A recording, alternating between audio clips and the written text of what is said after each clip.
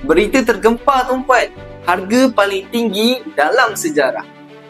Hari ini, nilai 1 gram emas dah cecah RM600 per gram.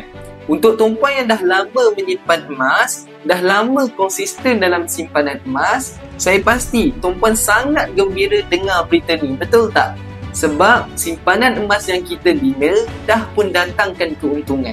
Untuk tuan-puan yang masih belum mulakan simpanan emas, tak bermaksud tuan-puan terlambat. Kalau kata tuan-puan nak menyimpan untuk jangka masa panjang, nak simpan at least 2 tahun dan ke atas, boleh alihkan simpanan tersebut ke dalam bentuk emas. Emas ni tuan-puan untuk jangka masa panjang sangat menguntungkan. Purata kenaikan harga emas dalam tempoh 20 tahun kebelakangan ini adalah sebanyak 8 ke 10% setiap tahun.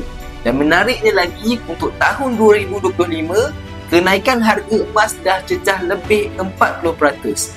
Jadi untuk tuan-puan yang nak saya bantu dalam simpanan emas, boleh isi back biru dekat bawah atau rujuk pin video, saya akan bantu tuan-puan dengan sebaik mungkin. Belajar sesuatu hari ini, jom simpan emas dengan ilmu. Nak dapatkan lagi banyak ilmu emas dan kewangan, boleh tekan like, teruskan follow saya.